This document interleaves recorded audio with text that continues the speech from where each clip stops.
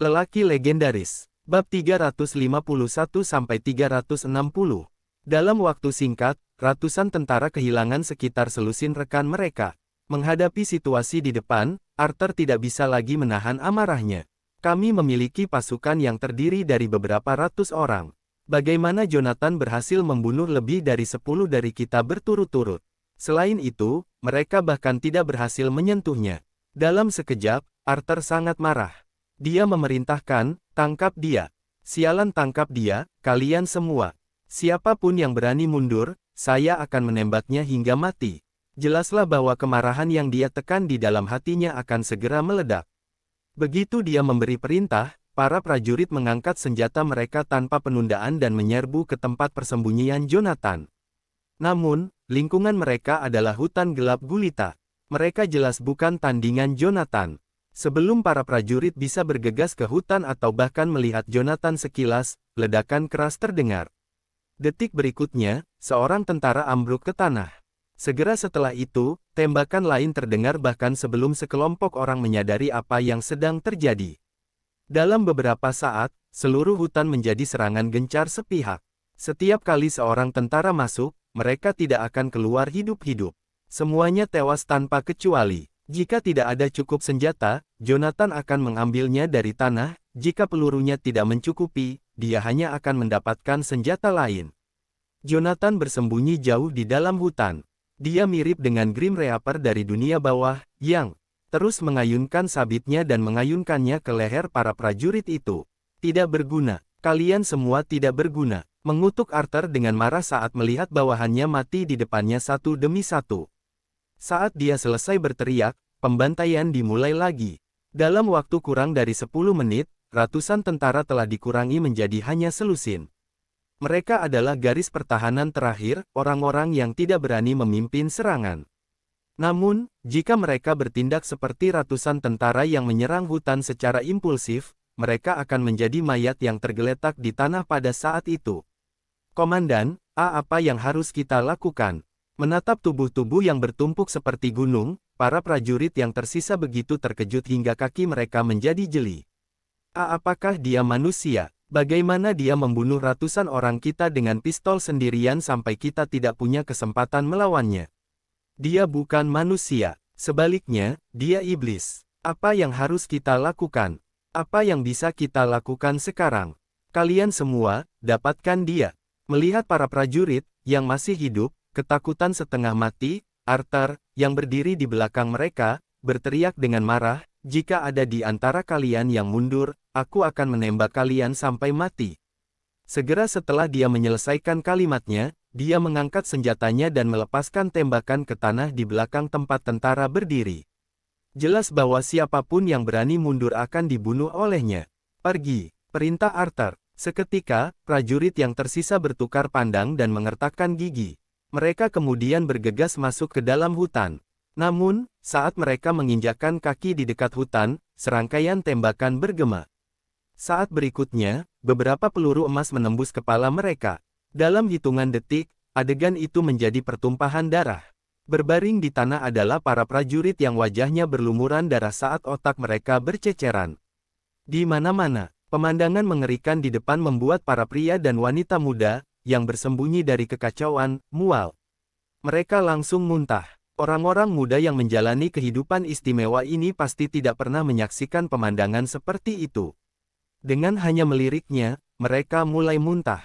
Kurang dari 10 menit telah berlalu, dan hanya sekitar 6 tentara dari ratusan dari tadi, yang masih hidup. Kepanikan tertulis di seluruh wajah para prajurit itu, yang berdiri di tepi hutan. Mereka tidak memiliki keberanian untuk maju atau mundur karena mereka tahu bahwa bagaimanapun juga mereka akan mati. Jadi, karena toh mereka tidak bisa keluar hidup-hidup, mereka memutuskan untuk melawan Jonathan. Tiba-tiba, para prajurit mengangkat senapan mesin ringan mereka, bersiap untuk menembakkannya ke arah hutan. Namun, saat mereka mengangkat senjata, suara tembakan terdengar lagi. Bahkan sebelum mereka bisa menarik pelatuknya, kepala mereka sudah ditembus oleh peluru emas. Begitu saja, ratusan tentara tewas di tempat. Tidak ada satu pun yang selamat. Aku sudah mengatakan ini sebelumnya. Apakah Anda pikir orang biasa seperti Anda semua dapat membunuh saya? Anda sepertinya telah meremehkan saya, kata Jonathan, perlahan berjalan keluar dari hutan segera setelah beberapa prajurit terakhir jatuh ke tanah. Tidak ada bekas darah atau sedikit pun kotoran di tubuhnya. Sepertinya pembunuhan sepihak itu sama sekali tidak ada hubungannya dengan dia. Ah, siapa kamu? Tanya Arthur, wajahnya memucat saat melihat Jonathan, yang berjalan keluar dari hutan. Betapapun bodohnya Arthur, dia tahu bahwa Jonathan jelas seseorang dari dunia yang berbeda. Sendirian dengan hanya menggunakan senjata, pria ini mampu membantai secara brutal ratusan tentara saya sampai mereka tidak memiliki kekuatan untuk melawan. Apakah ini sesuatu yang bisa dilakukan manusia normal? Bahkan Arthur sendiri tahu dia akan mati melawan ratusan tentara yang bersenjata lengkap, apalagi manusia biasa. Tidak masalah siapa saya. Yang penting adalah siapa yang memberimu keberanian untuk membentuk pasukan pribadi di bawah pengawasan kantor Asura. Menatap Arthur, Jonathan berjalan ke arah yang pertama dan melanjutkan, sebenarnya, aku lebih penasaran tentang berapa banyak nyawa yang kalian semua miliki yang bisa diambil oleh kantor Asura. Jangan mendekat. Liam ketakutan saat Jonathan mendekat. Yang pertama mengulurkan tangannya, mencoba mencabut senjatanya. Sayangnya, saat tangannya menyentuh sarungnya, terdengar suara tembakan. Peluru emas telah menembus tangan Arthur sebelum dia bisa mengeluarkan senjatanya. Sebaiknya kau tetap diam. Di dunia ini, tidak ada orang yang berani menggunakan senjata di bawah hidung saya, kata Jonathan. Dengan itu, dentuman keras terdengar, dan peluru emas lainnya menembus kaki kanan Arthur. Gedebuk. Arthur langsung berlutut di depan Jonathan. Kau harus menjawab apa yang kutanyakan padamu. Jika tidak, saya tidak dapat menjamin bahwa peluru berikutnya tidak akan menembus kepala Anda. Mengancam Jonathan mengancam. Kemudian, dia menatap Arthur dengan dingin dan melanjutkan untuk bertanya, siapa yang membentuk pasukan pribadi ini? Ini aku. Saya melakukannya. Jawab Arthur dengan jujur. Meskipun dia diliputi oleh kebencian, dia ditahan di bawah todongan senjata. Oleh karena itu, dia hanya bisa mengatupkan rahangnya, menundukkan kepalanya, dan menyerah. Apakah kamu tidak takut mati? Jonathan terus bertanya dengan nada sedingin es. Takut? Apa yang harus ditakuti? Tanya Arthur sebagai balasan. Dia kemudian mencemooh, sebagai pengedar narkoba, saya tahu pekerjaan ini sangat berbahaya. Dengan setiap sen yang saya hasilkan, saya harus mempertaruhkan hidup saya. Kamu pengedar narkoba? Tanya Jonathan heran ketika dia mendengar kata-kata itu. Sambil mengerutkan kening, dia menambahkan, apakah kamu mengatakan bahwa desa di belakangmu adalah tempat pembuatan obat-obatan? Jadi bagaimana jika memang begitu? Balas Arthur dengan nada menyendiri. Jadi sepertinya aku meremehkanmu. Setelah mendengar apa yang dikatakan Arthur, Jonathan menyeringai sebelum membentak, aku berasumsi bahwa kamu sudah cukup berani untuk tidak mematuhi keputusan Asura dengan membentuk pasukanmu sendiri. Tidak pernah saya berpikir bahwa Anda akan berurusan dengan narkoba. Mengingat kejahatan Anda membentuk tentara swasta dan mengedarkan narkoba, saya dapat menghukum Anda dengan hukuman mati 10 kali lipat, dan itu masih belum cukup. Jonathan tidak pernah menyangka akan ada pabrik obat bius yang besar di lubang neraka di mana tidak ada yang berkembang. Sejak dia menaklukkan kerajaan setahun yang lalu, dia mengeluarkan larangan yang tak terhitung jumlahnya, dengan perdagangan narkoba dan pembentukan tentara swasta menjadi yang terburuk dari semuanya, dapat dihukum mati jika salah satunya dilanggar. Saat itu, semua kartel narkoba di luar negeri mengincar Chanaea. Mengingat fakta bahwa Chanaea memiliki populasi lebih dari 1 miliar, mereka berpotensi memperoleh kekayaan besar. Namun, hal-hal tidak berjalan sesuai rencana. Semua kartel narkoba yang berani terlibat dalam bisnis ini dimusnahkan satu persatu, tidak peduli mereka berasal dari luar negeri atau dalam negeri, seberapa besar kekuatan yang mereka pegang, dan siapa yang mendukung mereka. Jika militer setempat tidak dapat menanganinya, kantor Asura akan turun tangan. Jika kantor Asura gagal dalam misinya, 8 raja perang akan dikirim. Mereka yang berani mencoba-coba narkoba selama di Chanaea semuanya dibunuh tanpa ampun, dan tidak ada ruang untuk tawar-menawar. Mereka akan dieksekusi di bandara jika ditemukan di sana, begitu juga saat ditemukan di perbatasan. Itu akan menjadi tugas yang maha kuasa untuk memaafkan mereka, sedangkan misi Jonathan adalah mengirim mereka ke Yang Maha Kuasa. Jadi bagaimana dengan itu? Setelah mendengarkan kata-kata Jonathan, Arthur hanya bisa terkekeh. Sejak saya membuat pilihan ini, saya tidak pernah berharap untuk hidup lama. Aku akan hidup satu hari pada satu waktu. Keberuntungan berpihak pada yang berani. Saya akan dengan senang hati mati jika perlu. Mengapa saya harus takut? Kejutan-kejutan. Kamu orang yang berani. Jonathan tidak ingin membuang-buang napas dengan Arthur, yang mengenakan tampilan tegas dan siap untuk mati di tangannya tanpa mengedipkan mata. Bagus. Saya tidak tertarik jika Anda mengedarkan narkoba. Terserah kantor Asura untuk berurusan dengan Anda. Satu-satunya alasan aku menyelamatkan hidupmu adalah karena aku punya pertanyaan untukmu. Apakah kamu bukan dari kantor Asura? Mata Arthur melebar setelah mendengar apa yang dikatakan Jonathan. Dia berasumsi bahwa Jonathan dikirim oleh kantor Asura untuk memusnahkannya setelah mengetahui bahwa dia berurusan dengan narkoba dan telah membentuk pasukannya sendiri, hanya untuk mengetahui bahwa Jonathan sama sekali tidak terkait dengan kantor Asura. Bagaimana ini bisa terjadi?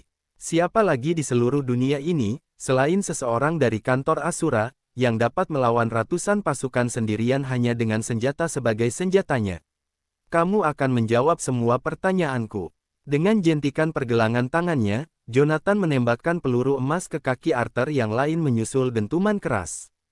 Apakah kamu mendengarku? Dia mengancam Arthur sambil menatapnya tanpa ekspresi. Aku ingin tahu apakah ada tempat di sekitar sini yang bernama Shadow Dragon Pool. Kolam naga bayangan. Anda di sini untuk menemukan Shadow Dragon Pool. Tanya Arthur sambil menggertakkan gigi menahan rasa sakit di kedua kakinya setelah mendengar pertanyaan Jonathan. Apakah tempat ini ada? Jonathan berteriak. Iya, itu ada di belakang benteng gunung ini. Bawa aku ke sana. Begitu dia mengatakan itu, Jonathan menoleh untuk melihat pria dan wanita muda yang gemetaran. Di belakangnya, wajah mereka pucat. Dia secara acak menunjuk ke arah Xion.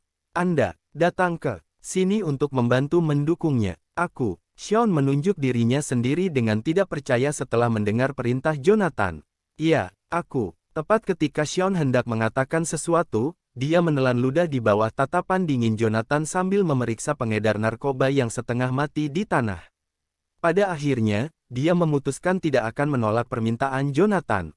Dalam keadaan seperti itu, dia tidak berani menolak Jonathan. Lagi pula, Jonathan sendirian mengalahkan ratusan pasukan, jadi dia tidak mungkin bisa melawan Jonathan. Kalian ikut denganku. Tanya Xion setelah berbalik untuk melihat bawahannya di belakangnya. Kami tidak akan pergi. Bawahannya menggelengkan kepala karena terkejut. Mengingat situasinya, mereka lebih suka melarikan diri dari tempat kejadian, apalagi berbaris menuju bahaya. Saat Xion memelototi mereka, mereka menyusut ketakutan, bahkan tidak memiliki keberanian untuk melawannya. Meskipun mereka mungkin takut pada Jonathan, mereka bahkan lebih takut pada Xion. Setelah terus-menerus diintimidasi oleh Xion selama bertahun-tahun, mereka sudah dikondisikan untuk menutup diri saat dia memelototi mereka. Kami akan pergi denganmu. Di bawah intimidasi Xion, bawahannya bangkit dari tanah untuk membantu Arthur, yang setengah mati, berdiri. Setelah menyaksikan itu, Cecilia yang wajahnya pucat pasi karena ketakutan, segera berdiri. Aku akan pergi denganmu juga.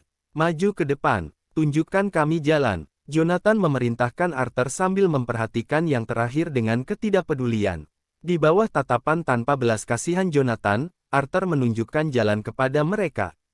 Segera, mereka berhenti di depan sebuah lembah dengan suasana yang sangat menakutkan di mana tidak ada yang berkembang di sekitarnya. Shadow Dragon Pool terletak di lembah itu. Itu dibentuk oleh lingkaran dinding gunung yang curam dengan hanya pintu masuk yang lebarnya puluhan meter. Sekilas, tempat itu tampak sangat mengerikan. Ini kolam naga bayangan. Suara lemah Arthur terdengar tepat setelah Jonathan menghentikan langkahnya. Apakah begitu? Setelah mendengar itu, Jonathan berputar untuk melihatnya. Karena kita sudah menemukannya, tidak ada gunanya lagi bagimu untuk tetap hidup. Setelah itu, ledakan keras terjadi saat dia mengirim peluru ke kepala Arthur dengan gerakan pergelangan tangannya, tegas dan pantang menyerah seperti biasanya.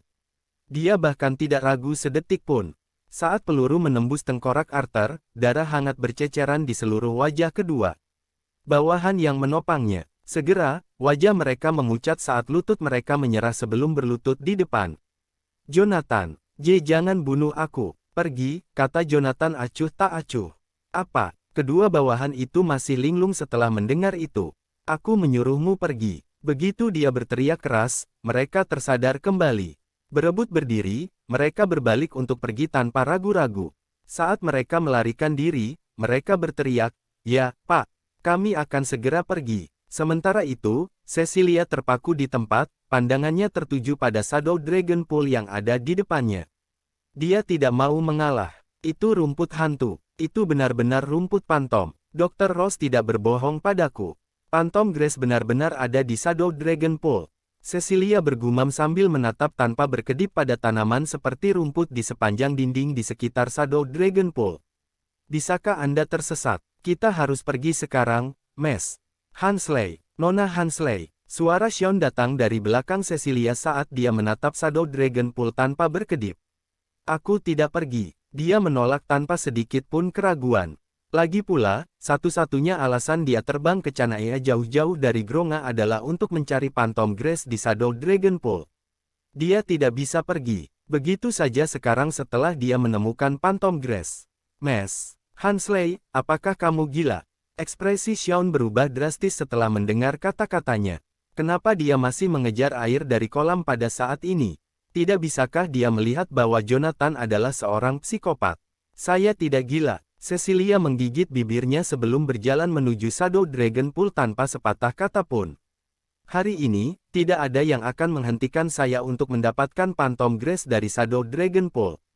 Pabrik itu adalah satu-satunya harapannya untuk melawan anggota keluarga Hansley yang berbahaya lainnya atas posisi ahli waris. Jika dia gagal memperoleh tanaman itu, dia tidak akan bisa lagi tinggal di keluarga Hansley. Namun, begitu dia mendekati Shadow Dragon Pool, suara Jonathan terdengar. Tahan, apakah saya mengizinkan Anda untuk mendekat? Apa maksudmu? Mendengar itu, dia berhenti di jalurnya dan menoleh untuk menatapnya dengan sedikit kemarahan di matanya meskipun telah mendekati kolam naga bayangan. Seperti yang saya katakan, Anda harus pergi. Apakah kamu tidak mendengarku? Atau apakah Anda berasumsi bahwa Anda tidak disapa? Jonathan melirik Cecilia dengan acuh tak acuh. Kamu tidak memiliki Shadow Dragon Pool. Hak apa yang Anda miliki untuk mengajukan permintaan seperti itu? Cecilia sangat marah saat dia mendengar dia menggonggong perintah seperti itu tanpa berpikir. Mengapa? Kami menemukan Shadow Dragon Pool bersama, jadi apa haknya untuk mengusirku? Saya tidak memilikinya saat itu, tetapi sekarang saya memilikinya. Bisakah kamu tersesat sekarang? Jonathan meminta dengan tidak sabar, tidak berniat menyia-nyiakan waktunya untuk wanita sombong itu.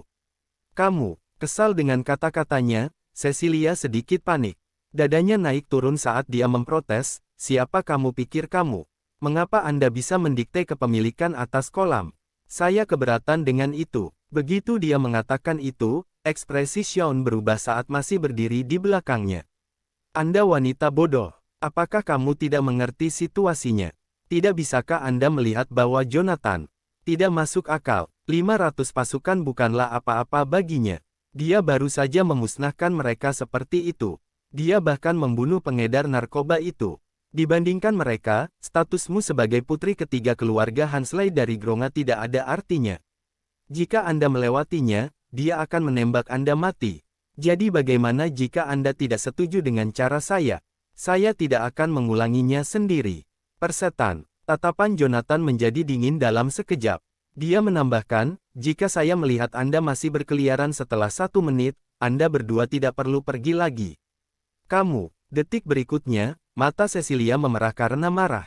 Mes. Hansley, kenapa kamu masih berkeliaran? Setelah Jonathan memberi mereka peringatan terakhir, ekspresi Sean berubah saat dia bergegas menyeret Cecilia pergi tanpa sepatah kata pun. Aku tidak ingin dibunuh karena kebodohanmu. Lepaskan aku. Bahkan saat Sean dengan paksa menyeretnya pergi, Cecilia masih berjuang sekuat tenaga. Mes. Hansley, apakah kamu gila? Apakah Anda benar-benar rela kehilangan nyawa Anda di sini karena air omong kosong? Xion hanya bisa mengaum ketika dia melihat bagaimana Cecilia menolak untuk patuh meskipun dalam keadaan yang mengerikan. Saya tidak gila, Cecilia, yang mulai kehilangan cengkeramannya, tersadar kembali setelah Xion membentaknya. Jonathan dapat dengan mudah menyuruh mereka tersesat, apalagi membunuh mereka, di tempat terpencil seperti itu, dan tak seorang pun akan mengetahuinya. Namun, mereka tidak bisa berbuat apa-apa tentang dia. Tan Jones, alasan aku datang ke Shadow Dragon Pool bukan karena aku mencari air di dalamnya. Pada saat itu, dia akhirnya memilih untuk mengatakan yang sebenarnya. Aku sebenarnya mengincar Phantom Grass yang tumbuh di sekitar Shadow Dragon Pool. Rumput hantu, apa itu? Ekspresi terkejut melintas di mata Xion ketika dia mendengar itu. Ini ramuan obat, Cecilia menjelaskan dengan sabar. Dia kemudian melanjutkan, sejujurnya, kakek saya mengidap penyakit langka. Hanya dengan menggunakan Phantom Grass untuk meningkatkan efisiensi obat dia bisa disembuhkan, jadi aku harus mendapatkannya. Jika saya tidak mendapatkan rumput, saya tidak akan bisa menyembuhkan penyakit kakek saya, yang berarti kolaborasi antara keluarga Hansley dan keluarga Jones hanya bisa berakhir di sini. Persetan, wanita ini benar-benar licik. Xion hampir kehilangan ketenangannya setelah mendengarkan penjelasan Cecilia. Jika belum sampai seperti ini, penyihir ini mungkin terus melingkarkan jari kelingkingnya padaku. Ini bukan kolaborasi yang buruk, juga bukan tentang air. Dia panik berbohong kepada saya tentang segala sesuatu. Apa yang Anda sarankan untuk kita lakukan selanjutnya, Mes? Hansley, tanya Xion dengan kening berkerut. Hubungi keluarga Jones segera dan minta mereka mengirim pasukan ke sini untuk menduduki kolam naga bayangan dan tangkap Pang yang tidak masuk akal ini. Tatapan Cecilia menjadi dingin dalam sekejap. Mengingat kejahatan yang dia lakukan barusan, kurasa tidak ada masalah dengan menghukumnya di penjara selama beberapa tahun, kan? Kata Cecilia. Tentu saja tidak. Jonathan baru saja melakukan pembunuhan, yang menuntut hukuman penjara seumur hidup, terlebih lagi ketika dia telah membunuh begitu banyak orang. Tidak akan ada keraguan untuk menghukumnya dengan hukuman mati. Jadi, tunggu apa lagi? Cecilia memelototi Xion. Kenapa kamu tidak menghubungi keluarga Jones? Segera setelah Jones menangkap bajingan ini, kita dapat melanjutkan kolaborasi antara keluarga Hansley dan keluarga Jones. Aku akan segera menelepon. Segera, Xion mengeluarkan ponselnya untuk menghubungi nomor, tetapi Cecilia kembali ke Shadow Dragon Pool lagi ketika dia menelepon. Namun, sikapnya tidak sombong seperti sebelumnya dan malah profesional. Apakah kamu tidak mendengar apa yang aku katakan tadi? Ekspresi ketidaksabaran melintas di tatapan Jonathan ketika dia melihat Cecilia kembali ke Shadow Dragon Pool sekali lagi. Dia tidak suka kerepotan. Jika itu terus berlanjut, dia tidak keberatan menghabisi orang yang terus menyusahkannya. Tan Goldstein, aku datang bukan untuk berkelahi denganmu. Dibandingkan dengan keangkuhannya sebelumnya, dia melakukannya sangat merendahkan dirinya. Aku datang untuk bernegosiasi denganmu atas nama keluarga Hansley. 100 juta untuk setiap ramuan. Negosiasi. Mendengar kata-kata Cecilia, Jonathan tanpa sadar mengangkat alisnya dan melanjutkan, bagaimana kamu ingin bernegosiasi? Cecilia menjawab, karena Shadow Dragon Pool sudah menjadi milik pribadimu, aku ingin mendapatkan sesuatu dari sana dan aku akan membayarmu. Bagaimana menurutmu? Pada saat itu, Cecilia sudah mendapatkan kembali ketenangannya. Setiap gerakannya dipenuhi aura pengusaha wanita. Anak perempuan kaya seperti dia yang berasal dari keluarga kaya dan terkemuka paling baik dalam bernegosiasi. Kamu ingin Phantom Grass, kan? Kata Jonathan segera setelah Cecilia menyelesaikan kalimatnya. Bagaimana kamu tahu? Dalam sekejap, ekspresi Cecilia berubah. Matanya dipenuhi rasa tidak percaya. Bagaimana dia tahu itu? Terlepas dari beberapa rumput hantu, hanya genangan air yang tergenang yang tersisa di seluruh kolam naga bayangan. Jangan bilang kamu berniat membuat air yang tergenang menjadi air mineral, kata Jonathan sambil menatapnya dengan tenang. Sejak pertama kali Jonathan bertemu mereka di luar Shadow Dragon Pool, dia tahu bahwa mata air dan pabrik air mineral semuanya bohong.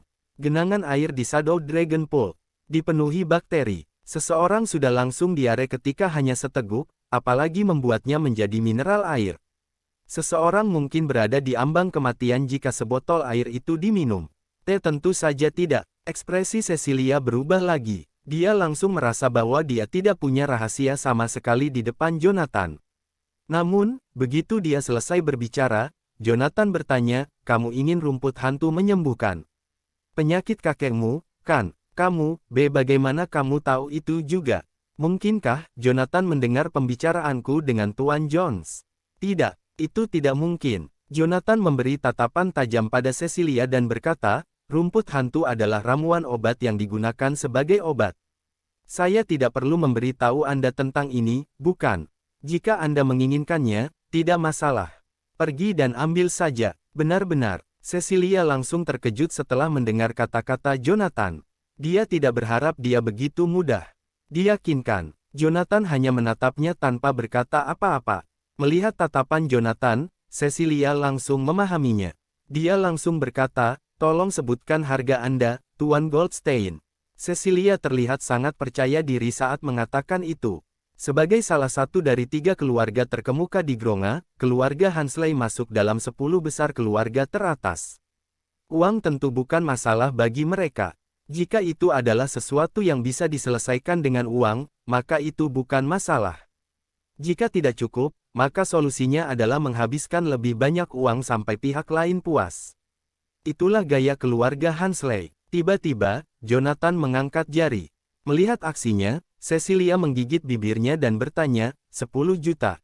Harga 10 juta memang terlalu mahal. Bahkan jika itu adalah ramuan obat berusia 100 tahun terbaik, harganya paling mahal hanya beberapa juta. Namun, dia meminta 10 juta hanya untuk beberapa pantom grass.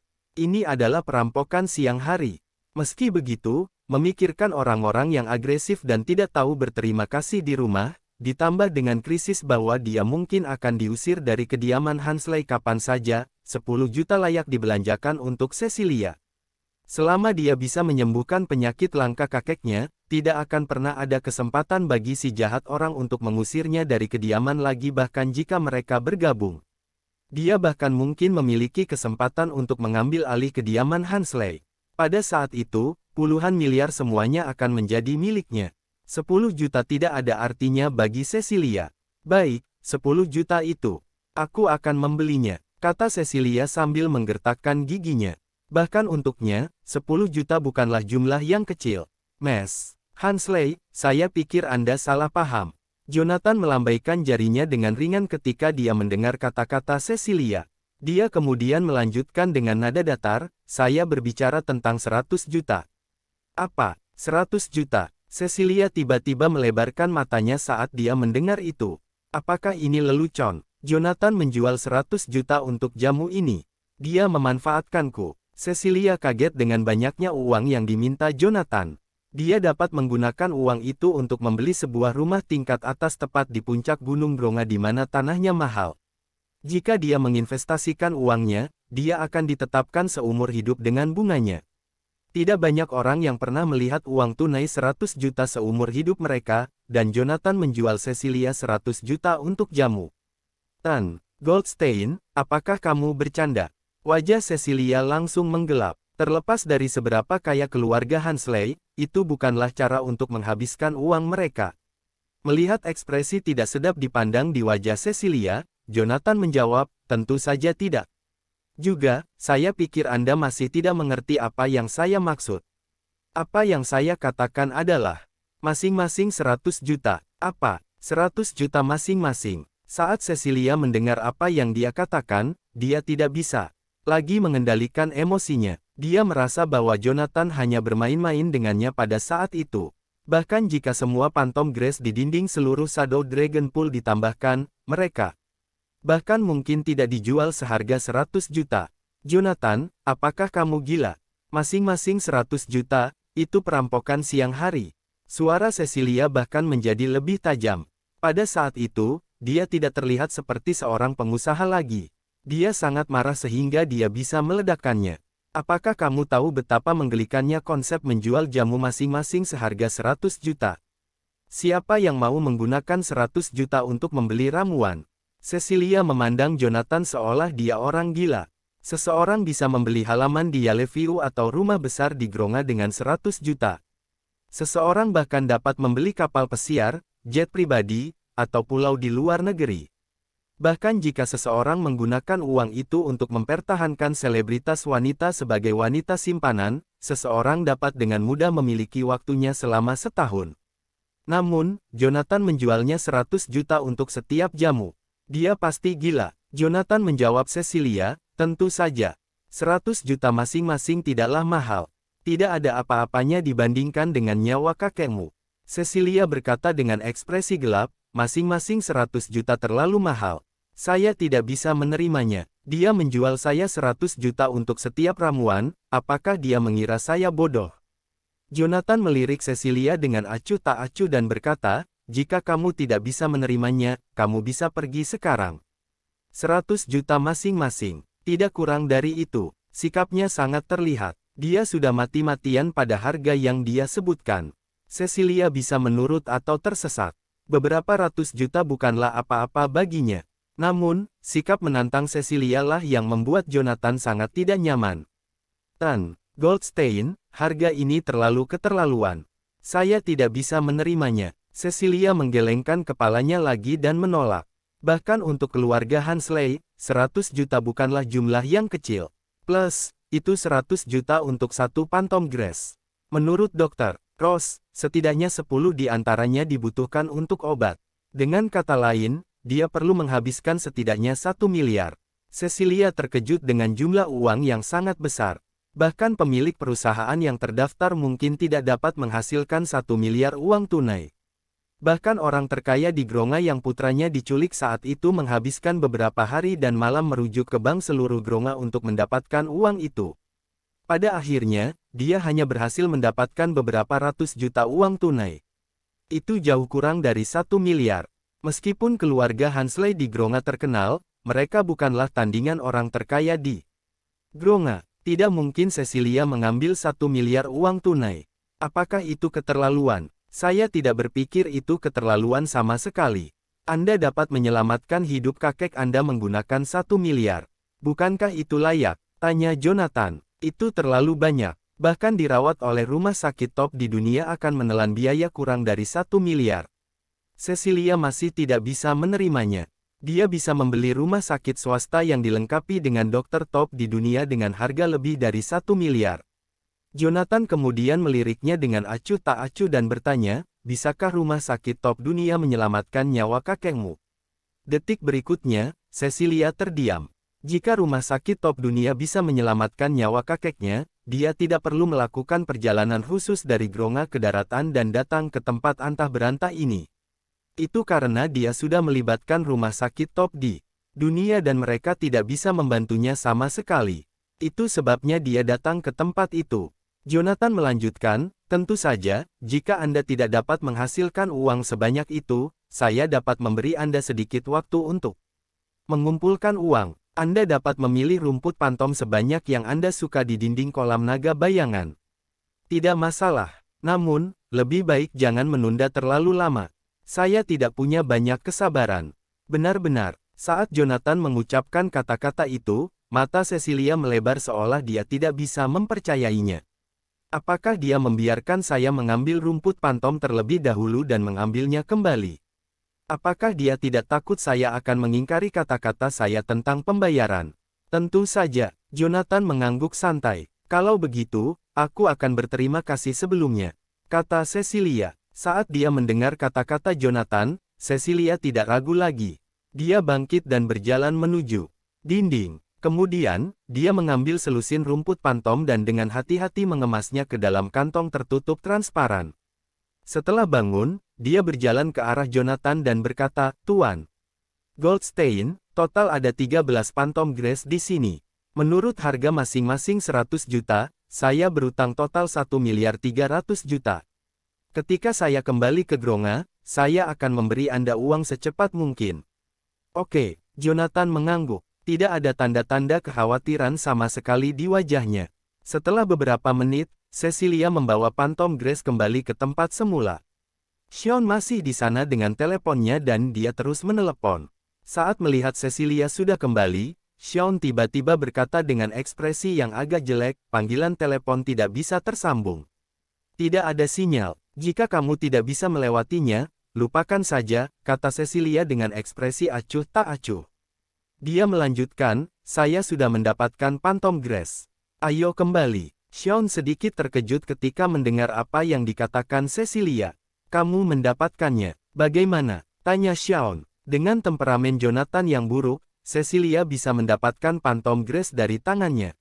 Aku membelinya darinya dengan uang 100 juta masing-masing, kata Cecilia dengan ekspresi dingin. Dia melanjutkan, saya membeli 13, jadi totalnya 1.300.000.000 juta.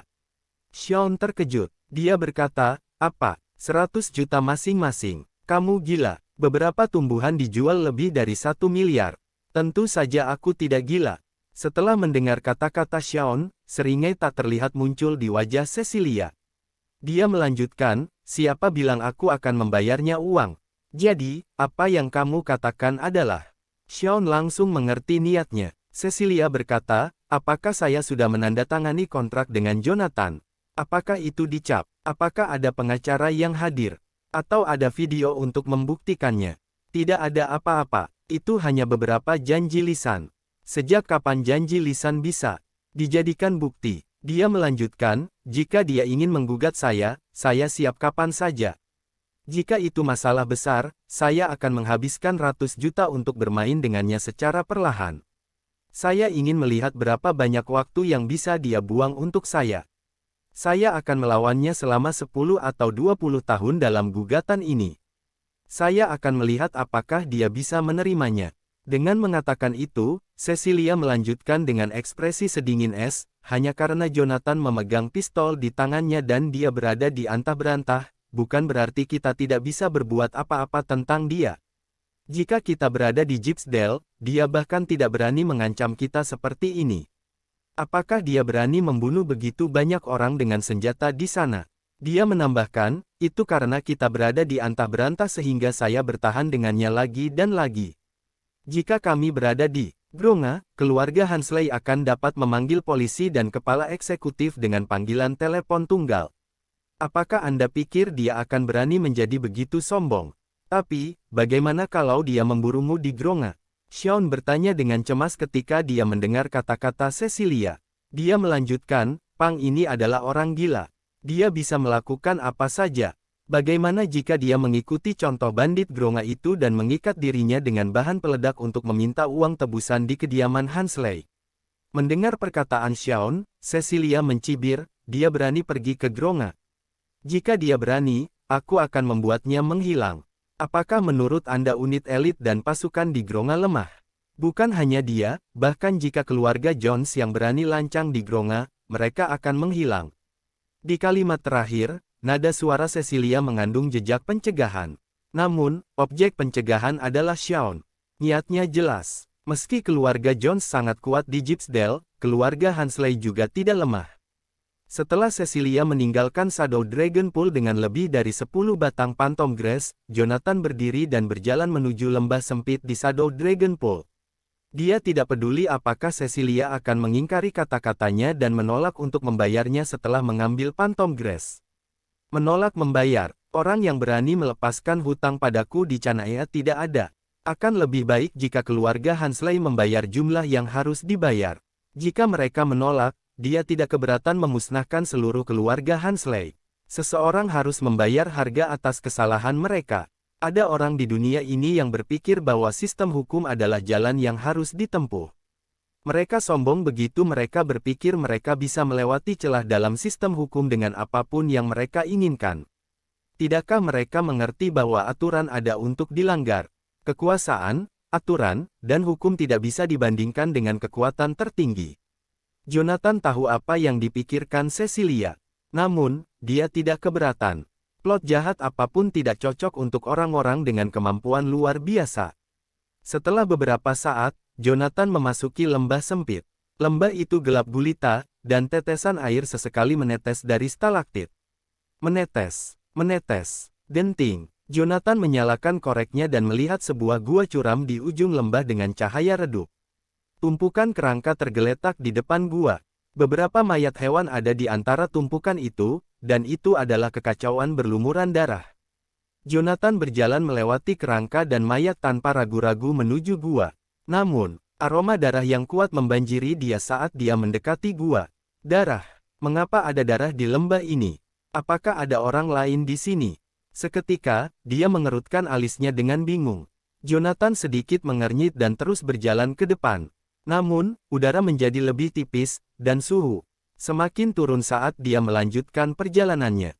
Tiba-tiba, suara retak memenuhi udara saat Jonathan tampaknya menginjak sesuatu. Dia menundukkan kepalanya dan melihat bahwa itu adalah tulang rusuk putih yang sepertinya telah lapuk. Dengan cahaya langka dari Jonathan, tulang hancur menjadi bubuk. Namun, dia tiba-tiba menemukan sisik raksasa di bawah tulang rusuknya. Skala raksasa. Jonathan segera menyadari alasan mengapa tempat itu diberi nama Shadow Dragon Pool. Mendesis. Mendesis. Tepat ketika hendak memasuki gua, terdengar desisan ular yang keras dari dalam gua. Bau menyengat dari gua langsung memenuhi udara. Dalam sekejap itu, Jonathan melangkah ke dalam gua yang gelap gulita. Semakin dalam dia pergi, semakin dingin anginnya, dan aroma darah semakin kental. Tak lama kemudian, Jonathan mencapai ujung gua dan melihat kolam gelap yang dalam sementara udara sejuk keluar dari air.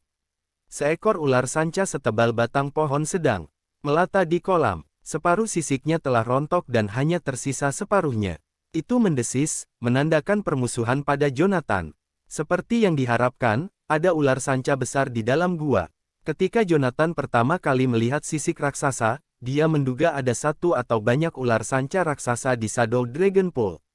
Jadi Shadow Dragon Pool dinamai menurut namamu. Dia memandang piton raksasa itu dengan dingin.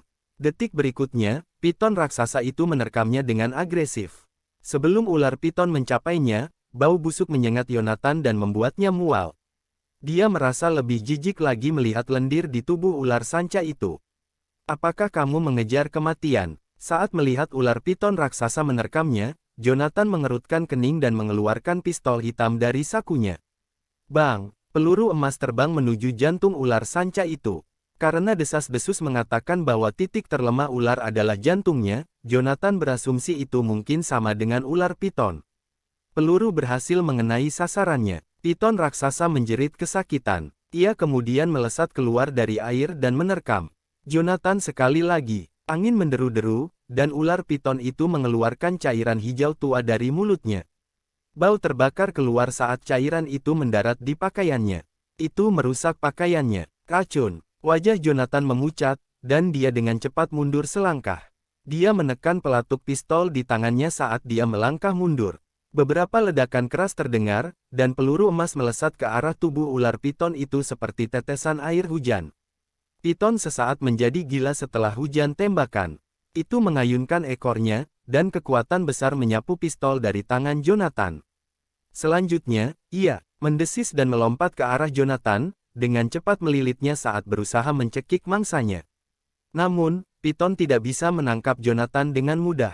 Ketika ular sanca itu hendak melilitnya, Jonathan langsung mengambil pedang hitam dari sakunya dan menusukkannya ke matanya. Meski demikian, ular sanca itu tidak melepaskan Jonathan.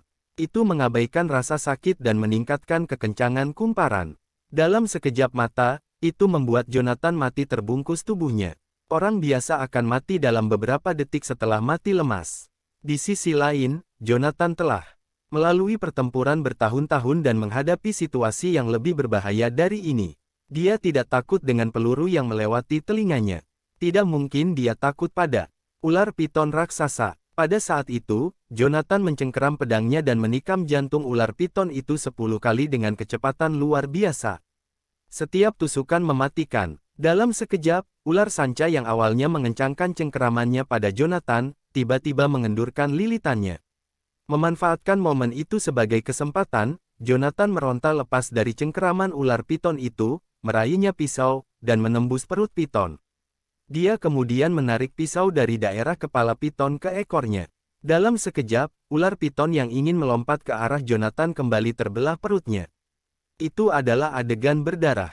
Darah hitamnya berceceran di atas Jonathan, dan aroma menjijikkan menyebar ke udara. Jonathan menahan rasa mual dan menyeka darah piton dari wajahnya. Suara benturan keras terdengar saat dia menyeka wajahnya.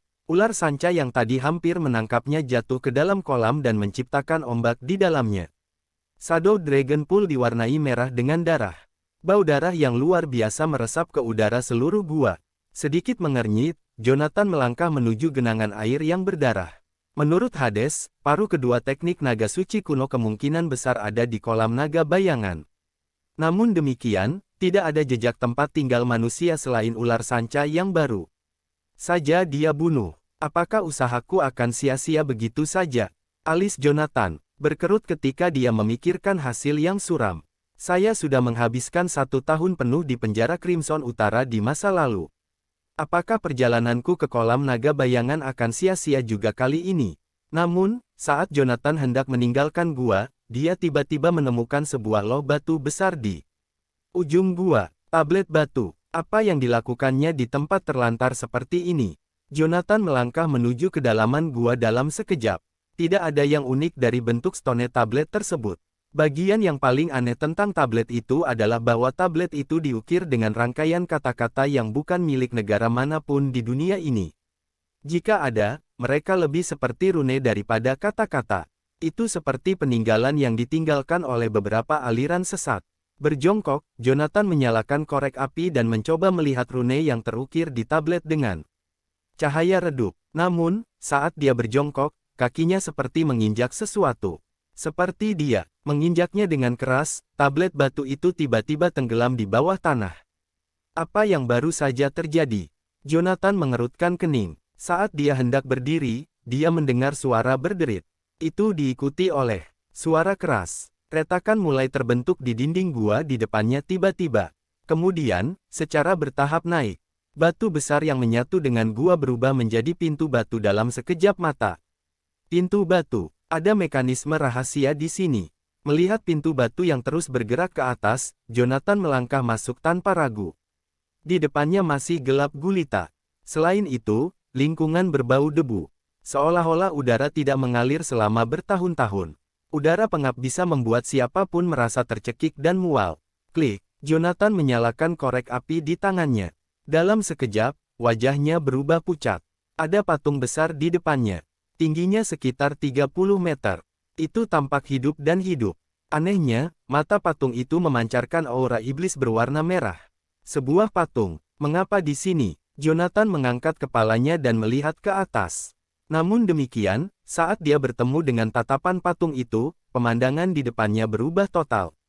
Tiba-tiba, Jonathan berdiri di lapangan tandus sambil menghadapi tentara bersenjata yang tak terhitung jumlahnya.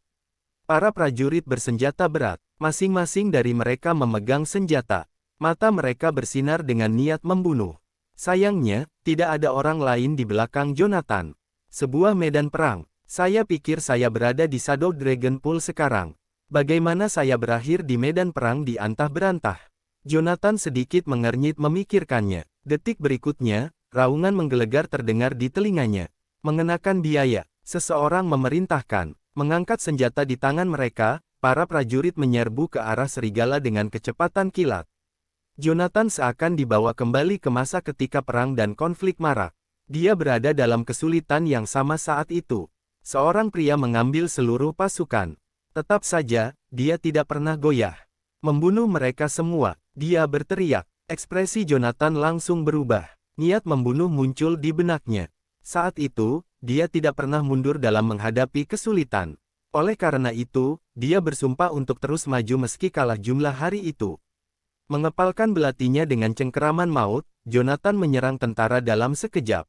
Pertempuran berkecamuk selama berjam-jam. Bahkan Jonathan sendiri tidak tahu berapa lama pertempuran itu berlangsung atau berapa banyak lawan yang telah dia bunuh. Dia hanya tahu bahwa dia adalah kekuatan yang dihabiskan pada saat itu. Yang membuatnya cemas, jumlah pasukan oposisi sepertinya tidak pernah habis. Korban tewas terus meningkat. Sementara itu, kekuatannya mulai berkurang secara perlahan. Sepertinya dia bahkan tidak memiliki kekuatan untuk memegang belati. Jonathan, mari kita lihat bagaimana kamu bisa melarikan diri kali ini. Seorang jenderal berjubah hitam muncul dari belakang kelompok tentara. Memegang tombak panjang, sang jenderal mengarahkannya ke Jonathan. Bukankah kamu Asura? Bukankah kamu seharusnya menjadi pejuang yang tak kenal takut? Apa yang telah terjadi? Apakah Anda menyerah sekarang? Jadi bagaimana jika Anda seorang petarung yang hebat? Kamu akan mati di tanganku hari ini. Ejeknya. Dalam sekejap, jenderal berjubah hitam itu dengan ganas mengangkat tombak panjang di tangannya dan menusuk ke arah dada Jonathan. Pada saat kritis itu, yang terakhir tiba-tiba menahan tangan kanannya di tanah. Jonathan langsung melompat. Memegang belati di tangannya, dia dengan kasar menerjang tenggorokan sang jenderal. Pekikan. Saat belati itu ditancapkan ke tenggorokan sang jenderal, medan perang di depan Jonathan langsung hancur. Sebaliknya, gua gelap datang ke penglihatannya, bersama dengan patung raksasa itu. Namun demikian, dia menyadari pancaran merah aneh di mata patung itu telah menghilang setelah diperiksa lebih dekat. Apakah itu ilusi? Wajah Jonathan langsung menggelap. Kilatan dingin melintas di matanya. Beberapa tahun yang lalu, dia mendengar ada teknik ilusi di wilayah barat. Itu bisa membuat orang secara tidak sengaja memasuki dunia ilusi. Di dalam alam itu, orang yang menciptakan ilusi adalah pencipta dunia. Segala sesuatu di lingkungan akan dikendalikan olehnya sendiri. Jika dia menginginkan pasukan, keinginannya akan dikabulkan. Jika dia menginginkan tebing, itu akan muncul tepat di depan matanya. Jika dia ingin seseorang mati, dia bahkan tidak harus bergerak. Sebuah gerakan kecil di dalam alam sudah cukup baginya untuk membunuh orang tanpa mengambil darah. Jonathan hanya pernah mendengar sihir seperti ini di masa lalu. Tidak pernah dalam mimpi terliarnya dia membayangkan bahwa dia akan mengalaminya secara langsung. Untungnya, dia bertekad dan tak tergoyahkan. Kalau tidak, bahkan jika dia mati karena kelelahan, dia tidak bisa menembus alam ilusi yang jahat. Benar-benar tempat yang aneh. Untungnya, saya tidak tertipu oleh ilusi. Mendengus, Jonathan berjalan menuju patung besar itu. Ada patung-patung yang diukir di batu di depan patung raksasa itu. Patung-patung itu tingginya lebih dari 2 meter. Sekilas, jumlahnya lebih dari 100. Sebuah pohon kuno yang tinggi berdiri tegak di belakang patung-patung batu itu. Tingginya lebih dari 10 meter. Pohon itu memiliki total 9 cabang. 9 elang mengepakkan sayapnya di cabang-cabang itu. Namun, yang paling mengejutkan Jonathan adalah sarkofagus perunggu di atas pohon purba. Selanjutnya, beberapa rune misterius diukir di sarkofagus. Itu memancarkan aura samar namun aneh. Di kedua sisi sarkofagus, ada 2 rantai berat. Rantai mengunci peti mati ke pohon. Semakin aku melihat tempat terlantar ini, semakin asing rasanya, gumam Jonathan pelan. Kemudian, dia berjalan melewati pohon kuno dan menuju ke arah patung. Swoosh! Saat Jonathan mengambil langkah menuju patung itu, panah tajam yang tak terhitung jumlahnya menghujani dari langit. Proyektil berbahaya menimpanya seperti badai es. Puluhan ribu anak panah dilepaskan sekaligus. Panah menghujani tanpa henti dari atas tanpa memberi Jonathan kesempatan untuk menghindar. Jika Jonathan gagal melarikan diri, dia pasti akan tertusuk oleh anak panah itu. Namun, saat anak panah itu jatuh dari atas, Jonathan menjauh seperti kilatan petir. Dia langsung memanjat pohon kuno itu. Segera setelah itu, dia melihat badai anak panah dengan liar menembaki patung besar itu. Suara anak panah yang mengenai patung bergema di udara. Anehnya, tidak ada bekas kerusakan yang tersisa di patung itu. Di sisi lain, pecahan panah jatuh ke tanah. Mengapa ada begitu banyak jebakan di tempat yang ditinggalkan ini? Jonathan mengerutkan kening pada anak panah yang tergeletak tanah di depan patung. Tempat neraka ini lebih mirip kuburan daripada Shadow Dragon Pool. Tunggu, kuburan. Tiba-tiba, Jonathan mengangkat kepalanya untuk melihat sarkofagus perunggu yang tergantung di atas pohon. Siapa yang terbaring di dalam peti mati ini? Mengapa di sini? Yang terpenting, mengapa ada orang yang menggantung peti mati di atas pohon kuno dengan cara yang aneh? Gelombang pertanyaan membanjiri pikiran Jonathan saat itu. Saat dia hendak melanjutkan pendakian ke atas untuk menjelajahi sarkofagus, suara keras terdengar. Tiba-tiba, pohon itu mulai bergetar hebat, rasanya seperti gempa bumi. Kemudian, dia mendengar ledakan yang menggelegar. Sarkofagus yang tergantung di pohon kuno terbanting ke tanah. Dampak tiba-tiba menciptakan kawah di tanah. Apalagi tutup sarkofagus itu pecah karena getaran yang kuat. Bau busuk langsung menyebar ke udara gua. Bau itu mirip dengan seseorang yang tidak mandi selama beberapa dekade. Bau busuk itu menguakkan. Jonathan mau tidak mau muntah karena bau busuk itu. Namun demikian, dia menahan napas dan melompat dari pohon. Kemudian, dia mendarat di sarkofagus. Sebuah kerangka tergeletak di dalam peti mati. Tidak mungkin untuk mengatakan sudah berapa lama sejak orang itu meninggal. Kerangka itu menjadi gelap dengan semburat kuning. Anehnya, almarhum memegang pedang panjang. Pedang itu masih tajam dan tanpa bekas karat meski disimpan di dalam peti mati selama bertahun-tahun. Pedang yang luar biasa, serunya. Jonathan, yang terbiasa melihat pedang terkenal dari seluruh dunia, langsung menyala saat dia melihat pedang panjang ini. Pedang itu panjangnya kurang dari 2 meter, dengan ujung yang tajam. Seseorang bisa merasakan aura pedang yang mengancam pada pandangan pertama.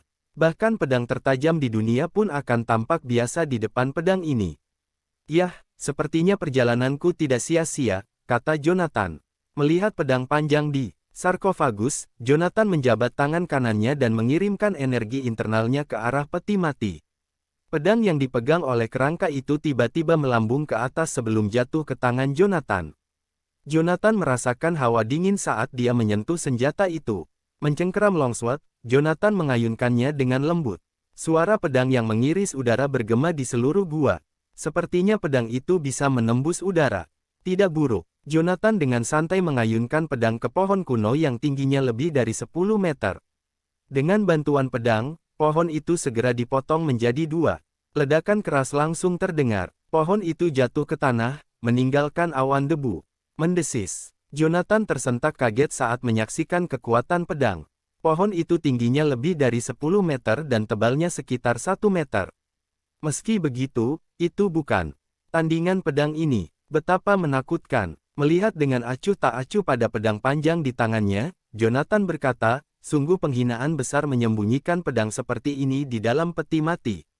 Mulai sekarang, kamu akan menemaniku di medan perang. Hari ini, aku akan menamaimu Heavensward. Ini adalah pedang yang bisa menembus langit dan bumi. Kemudian, dia mengamankan pedang ke pinggangnya sekaligus. Bilahnya sangat tajam sehingga bisa memotong besi seperti mentega. Begitu Jonathan mengatakan itu, dia merasakan suara mendengung samar keluar dari pedang di pinggangnya. Seolah-olah pedang itu bisa mengerti kata-katanya. Wah, kamu bisa mengerti bahasa manusia. Sambil tersenyum tipis, Jonathan berdiri dan berjalan menuju sarkofagus. Namun demikian, dia mendengar ledakan keras ketika dia mengambil langkah pertama. Sarkofagus itu meledak tepat di depannya. Itu hancur, berkeping-keping dalam sekejap mata. Puing-puing itu tersebar di tanah. Sarkofagus perunggu dan kerangka di dalamnya berubah menjadi abu pada saat itu. Apa yang sedang terjadi? Tanya Jonathan. Dia bingung setelah menyaksikan adegan itu terungkap. Apakah sarkofagus itu meledak dengan sendirinya? Tempat yang aneh ini. Jonathan mengernyit frustasi. Saya telah menemukan ular sanca, pohon kuno, patung, dunia ilusi, dan sarkofagus perunggu yang meledak dengan sendirinya. Ada hal-hal aneh di mana-mana di tempat yang ditinggalkan ini. Ah, lupakan saja. Setelah peti mati itu meledak, Jonathan tidak lagi tertarik dengan tempat yang terkadang lebih terasa seperti kuburan ini. Sepertinya dia tidak bisa menemukan bagian kedua dari teknik naga suci kuno di lubang neraka ini. Meski begitu, perjalanan Jonathan tidak sia-sia. Meskipun saya tidak dapat menemukan bagian kedua dari teknik naga suci kuno, setidaknya saya menemukan pedang yang kuat. Untung saja usahaku tidak sia-sia. Beberapa saat kemudian, Jonathan membawa pedang itu bersamanya dan meninggalkan gua aneh itu di jalan yang sama dengan yang dia masuki. Setelah berjalan dengan susah payah dalam kegelapan, Jonathan akhirnya keluar dari gua. Matahari bersinar cerah saat dia keluar. Dia bisa mendengar suara burung dan serangga sesekali. 1 malam telah berlalu sejak aku berada di dalam gua. Jonathan sedikit terkejut dengan betapa cepatnya waktu berlalu. Dia ingat bahwa sekitar jam 1 pagi sebelum dia memasuki gua. Namun demikian, saat itu hampir tengah hari. Bagaimana waktu berlalu begitu cepat? Terlepas dari keraguannya, Jonathan meninggalkan gunung dengan langkah besar. Beberapa jam kemudian, Jonathan kembali ke Gypsdale setelah melewati kabut sekali lagi. Namun, dia langsung menarik perhatian orang begitu dia memasuki kota. Hampir semua orang menatap Jonathan. Beberapa orang bahkan menunjuk ke arahnya. Jonathan mengerutkan alisnya saat melihat tatapan aneh dari orang lain. Tidak lama kemudian dia tersadar kembali. Dia berlumuran darah pada saat itu. Selain itu, dia memiliki pedang panjang yang diikatkan di pinggangnya. Orang-orang yang tidak mengetahui seluruh situasi akan berpikir bahwa dia adalah seorang pembunuh yang berkeliaran. Lebih baik aku mencari tempat untuk mandi dan mengganti pakaian berdarah ini dulu, kata Jonathan sambil menghela nafas. Sambil menggelengkan kepalanya, dia berjalan menuju kerumunan. Sepanjang jalan, orang-orang akan memberinya tatapan aneh atau menunjuk kemanapun dia pergi. Namun demikian, Jonathan tidak peduli dengan pandangan menghakimi mereka. Dia tidak repot-repot melirik mereka. Lebih dari 10 menit kemudian, Jonathan tiba di pintu masuk sebuah hotel bintang 5. Gibsdale International Hotel adalah satu-satunya hotel bintang 5 di Gibsdale. Selain itu juga satu-satunya hotel di Gibsdale yang menyediakan jasa pelayan. Pelanggan Gibsdale International Hotel biasanya adalah orang kaya dan berpengaruh. Namun, seorang pemuda dengan kemeja robek, yang tubuhnya berlumuran darah, sedang berjalan ke hotel saat ini. Berhenti di sana. Apa yang kamu lakukan di sini? Saat Jonathan melangkah ke Gibsdale International Hotel, manajer hotel, Anthony Franklin, memblokirnya di pintu masuk lobi. Anthony menganggapnya konyol. Setiap pelanggan yang menginap di Gibsdale International Hotel menonjol dan terhormat. Jika mereka melihat orang yang terlihat seperti penjahat yang dicari di hotel, telepon di konter pasti akan meledak.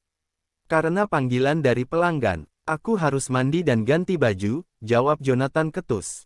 Dia tidak ingin membuang waktu berbicara dengan manajer. Ini adalah hotel terdekat yang bisa dia temukan. Hotel berikutnya setidaknya lebih dari 10 km dari tempatnya berada. Dia belum beristirahat lebih dari 20 jam sejak hari sebelumnya. Bahkan untuk Jonathan, itu hampir mencapai batas stamina-nya. Membersihkan. Apakah Anda tahu tempat seperti apa ini? Jika Anda ingin mandi, pergilah ke pemandian. Jangan membuat masalah di sini, kata Anthony tanpa melirik Jonathan. Apakah dia bercanda? Dengan pakaiannya, apa dia pikir dia mampu untuk menginap di hotel kita? Bahkan kamar termurah di sini harganya lebih dari 1.000 per malam. Lihatlah penampilannya. Bagaimana dia bisa membayarnya? Minggir, perintah Jonathan. Dia terlalu lelah untuk terus berbicara omong kosong dengan Anthony, jadi dia mulai berjalan menuju konter. Namun, detik berikutnya, Anthony kembali memblokirnya.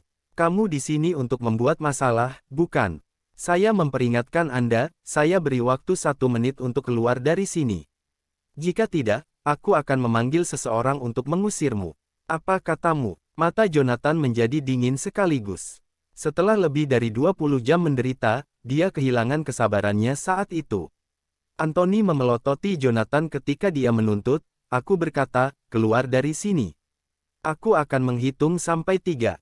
Jika kamu tidak segera pergi, aku akan memastikan. Dengan suara keras, Jonathan menendang perut Anthony sebelum yang terakhir bisa menyelesaikan kata-katanya. Anthony tidak punya waktu untuk kembali ke akal sehatnya. Detik berikutnya, dia berlutut dengan suara gedebuk di depan Jonathan akibat benturan tendangan itu. Perhatikan kata-katamu, atau aku berjanji akan membuatmu bisu seumur hidupmu. Jonathan menatapnya dengan dingin. Kemudian, dia terus menuju ke konter. Ketika dia hendak mencapai konter, tiba-tiba Anthony berteriak di belakangnya, keamanan. Keamanan, cepat datang dan keluarkan bajingan ini dari hotel. Atas seruannya yang keras, penjaga keamanan hotel mengeluarkan tongkat mereka dan menuntut Jonathan. Sementara itu, Anthony yang sempat ditendang ke tanah oleh Jonathan beberapa saat lalu, berjalan ke arah Jonathan dengan tangan memegangi perutnya.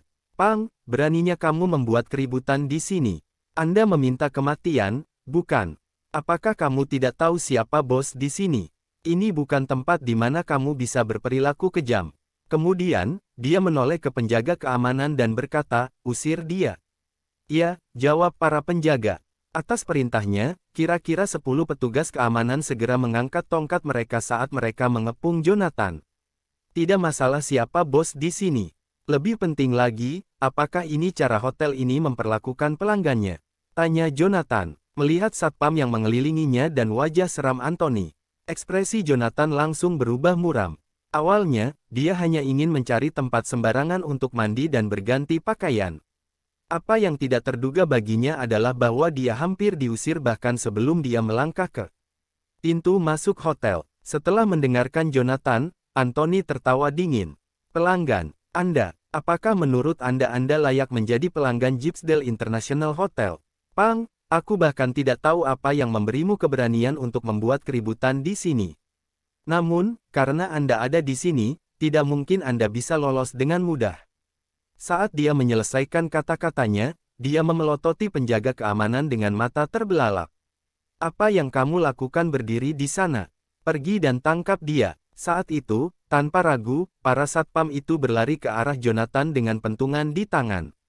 Meskipun demikian, sebelum mereka sempat menyerang, Jonathan melesat ke depan, menjambak rambut seorang satpam yang berada di paling depan, dan menarik kepalanya ke bawah sambil melemparkan lututnya ke atas dengan paksa.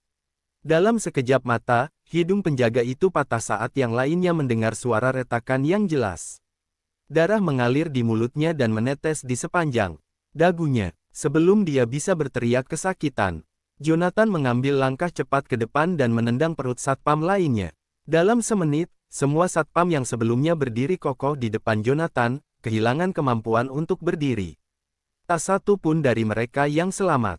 Mereka berbaring di lantai sambil menangis terseduh-seduh seolah-olah tulang mereka patah. Sampah, kalian semua tidak berguna. Anthony mengutuk tak terkendali ketika dia menatap penjaga keamanan yang telah dipukuli hingga jatuh oleh Jonathan hanya dalam hitungan detik dan tidak bisa bangun dari lantai. Bagaimana denganmu? Kata Jonathan. Dia melirik Anthony dengan mengintimidasi dan berjalan ke arahnya. Apa yang kamu inginkan? Anton tergagap. Melihat Jonathan semakin dekat, manajer merasa merinding saat dia terus mundur. Apakah kamu ingat aku pernah mengatakan bahwa jika kamu tidak menjaga mulutmu, aku akan membuatmu menjadi bisu selama sisa hidupmu? Tanya Jonathan sebagai balasan. Tatapannya menjadi dingin, dan dia berlari ke depan dengan tangan kanannya angkat tangan.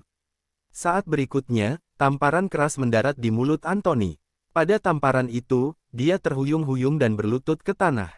Karena kamu tidak tahu bagaimana berbicara dengan sopan, kurasa kamu tidak perlu menjaga mulutmu. Jonathan mengangkat tangannya lagi. Tamparan. Suara nyaring terdengar saat Jonathan mengangkat tangannya dan kembali menamparkan mulut Anthony. Setelah dua tamparan itu, mulutnya mulai membengkak. Apalagi beberapa giginya sudah tanggal. Jangan mendekat, teriak Antonius. Kedua tamparan itu membuat penglihatannya kabur. Dia mengangkat kepalanya dan berteriak ke counter, apa yang kamu lakukan di sana? Panggil polisi sekarang. Apakah Anda ingin saya dipukuli sampai mati olehnya? Kami akan menelepon polisi sekarang, jawab seorang resepsionis. Seketika, beberapa resepsionis wanita di counter buru-buru meraih telepon untuk memanggil polisi. Namun, saat panggilan berhasil dilakukan, suara marah terdengar dari pintu masuk hotel. Hentikan, saya katakan hentikan, Mar. Jones. Anton memanggil. Saat dia mendengar raungan marah yang datang dari pintu masuk, Anthony, yang berlutut di tanah. Setelah ditampar oleh Jonathan, seolah-olah melihat penyelamatnya. Dia buru-buru berteriak, Tuan Jones, tolong aku. Untuk apa kau berteriak? Tanya Sean setelah mendengar teriakan minta tolong Anthony. Yang pertama tidak bisa menahan belati yang melotot pada yang terakhir. Apa yang kalian lakukan membuat keributan di lobi hotel? Apakah Anda mencoba untuk memberontak? Tan Jones, saya. Sebelum Anthony bisa menjelaskan situasinya, pesuruh di belakang Sean berbisik, Tuan Jones, lihat orang itu. Bukankah dia terlihat seperti pria yang kita temui di Shadow Dragon Pool, yang memiliki nama belakang Goldstein? Ah, benarkah? Jawab Sean. Begitu dia mendengar kata-kata anteknya, dia mengalihkan pandangannya ke arah Jonathan. Itu kamu? Tanya Sean. Seolah-olah dia mengenali Jonathan dengan pandangan sekilas. Bagaimanapun, yang pertama sangat trauma dengan yang terakhir. Jonathan adalah seseorang yang bisa membantai ratusan prajurit tentara swasta hanya dengan senjata. Sampai mereka gagal melawan, dia bukan manusia. Sebaliknya, dia adalah monster. Apakah hotel ini milikmu? Tanya Jonathan. Dia juga bisa mengenali Sean dalam sekejap. Bukankah ini Tuan Jones yang saya temui di Shadow Dragon Pool? Iya jadi, jawab Sean dengan nada sedingin es. Kembali ke hutan belantara, dia takut pada Jonathan karena dia tidak punya pilihan. Itu karena di tempat yang begitu terpencil dan sunyi, bahkan jika Jonathan menembak mati Sean, tidak ada yang akan mengetahuinya. Namun, pada saat itu, keadaan telah berubah. Sean berada di Gypsdale, wilayah keluarganya. Dia tidak lagi takut pada Jonathan. Kalau begitu, cepatlah dan carikan kamar untukku. Jonathan tidak punya waktu untuk omong kosong Sean. Yang pertama merasa tidak nyaman karena berlumuran darah dari ujung kepala sampai ujung kaki. Sebuah ruangan. Sean menyeringai mendengar permintaan itu. Dia kemudian berkata, Anda memukuli karyawan saya, namun Anda masih berani meminta kamar. Jonathan, apa menurutmu ini Shadow Dragon Pool, tempat terlantar di mana aku tidak bisa berbuat apa-apa tentangmu yang membunuh ratusan orang? Apa? Dia membunuh ratusan orang. Wajah Anthony berubah pucat setelah mendengar itu. Pria ini pembunuh. Mengingat sikapnya terhadap Jonathan sebelumnya, Anthony langsung merasakan hawa dingin di punggungnya. Apakah ada perbedaan bagiku? Jonathan menatap Sean dengan acuh tak acuh dan bertanya lagi, aku ingin kamar. Apakah Anda akan mendapatkan satu untuk saya? Sebuah ruangan. Anda Pang, saya akan terus terang dengan Anda. Kamu cukup berani. Di Shadow Dragon Pool, saya sudah memberi Anda kesempatan untuk hidup, tetapi saya tidak berharap Anda muncul di sini. Sambil mencibir, Sean melanjutkan, kamu tidak bisa tinggal di kamar manapun di sini. Namun, saya dapat mengirim Anda ke sel penjara. Ini gratis, jadi Anda tidak perlu khawatir. Dengan itu, dia memberi isyarat kepada anteknya dengan melambai. Hubungi polisi, dia berteriak. Iya, jawab pesuruh. Atas perintah Sean, antek itu mengangkat telepon dan segera menelepon polisi. Halo, apakah ini kantor polisi? Kami menemukan seorang teroris di Gypsdale International Hotel. Tolong kirim beberapa orang sekarang. Kemudian, dia menutup telepon dan menoleh ke Sean. Jones, saya sudah membuat laporan, katanya. Baiklah, jawab Sean sambil mengangguk. Dia kemudian memandang Jonathan dan berkata, Pang, kamu jelas-jelas memintanya. Anda tidak hanya membunuh begitu banyak orang di bawah hidung saya dan tidak repot-repot melarikan diri, tetapi Anda bahkan punya nyali untuk datang ke hotel saya. Apakah Anda pikir saya tidak berani menyentuh Anda? Sebelumnya, saat berada di Shadow Dragon Pool, Sean, sebagai anak tertua dari keluarga Jones, harus menanggung keluhan. Dia berpikir bahwa dia tidak akan pernah bertemu Jonathan lagi dalam hidupnya. Namun, sedikit yang Sean tahu, Jonathan mengambil inisiatif untuk tampil di hadapannya. Sekarang dia ada di sini, aku harus memberinya pelajaran. Jika tidak, saya tidak layak dengan posisi saya di keluarga. Mendengar kata-kata Sean, Jonathan menjawab dengan datar, melarikan diri. Mengapa saya harus melarikan diri? Ini hanya beberapa ratus pengedar narkoba. Saya tidak peduli jika saya membunuh mereka, jadi mengapa saya harus melarikan diri? Hanya beberapa ratus pengedar narkoba. Dia tidak peduli mereka mati di tangannya. Kata-kata Jonathan membuat para penonton terkejut. Wajah mereka berubah pucat. Mereka adalah pengedar narkoba, orang yang membunuh tanpa mengedipkan mata. Namun, bagi pria ini, sepertinya membasmi para penjahat ganas itu semudah menginjak semut. Pang, kamu benar-benar keras kepala. Sean tidak bisa menahan tawa setelah mendengar apa yang dikatakan Jonathan. Yang pertama kemudian melanjutkan, namun, saya tidak yakin apakah Anda masih akan bersikap seperti ini begitu polisi tiba. Begitu dia berhenti berbicara, dia melambai lagi. Setiap orang, kelilingi dia, jangan biarkan dia kabur. Iya, jawab satpam dan pelayan serempak begitu mereka menerima pesanan. Segera setelah itu, Jonathan dikepung oleh karyawan hotel. Namun, menghadapi situasi yang dihadapi, Jonathan tidak mau repot-repot melirik Sean. Sebaliknya, dia menarik kursi dan duduk. Menyalakan rokok, dia mengisap banyak dan berkata, siapa bilang aku mencoba melarikan diri?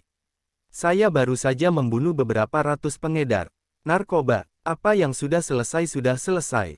Saya ingin melihat apakah polisi di Gypsdale cukup berani untuk menangkap saya. Tiba-tiba, semua orang terkejut. Mereka menatap Jonathan dengan tatapan kosong. Terbukti, tidak ada dari mereka yang mengharapkan dia untuk duduk dan menikmati rokok dengan tenang alih-alih mengambil tindakan putus asa untuk melarikan diri pada saat kritis seperti itu. Siapa yang memberinya keberanian untuk bertindak begitu tenang dan mantap bahkan setelah membunuh ratusan orang? Pang, kamu bisa terus berpura-pura. Saya ingin melihat berapa lama Anda dapat terus melakukannya, cibir Sean. Dia sama sekali tidak menganggap serius kata-kata Jonathan. Di mana ini? Ini Gypsdale, wilayah keluarga Jones. Saya tidak peduli berapa banyak kekuatan yang dia miliki. Selama dia di Gypsdale, aku akan membuatnya menyerah dan berlutut di depanku. Tepat ketika Sean menyelesaikan kalimatnya, tiba-tiba sirene bergema di luar hotel. Dalam hitungan detik, polisi berseragam yang tak terhitung jumlahnya muncul saat mereka mengepung seluruh hotel. Pada saat itu, beberapa petugas polisi bersenjata mendobrak pintu hotel. Siapa yang menelepon polisi? Di mana teroris itu? Tanya Lionel Moretz tegas begitu dia masuk ke dalam. Iya, Sean langsung melangkah keluar dari kerumunan ketika dia mendengar pertanyaan petugas itu. Tan Jones. Sekilas Lionel bisa tahu siapa orang yang berjalan itu.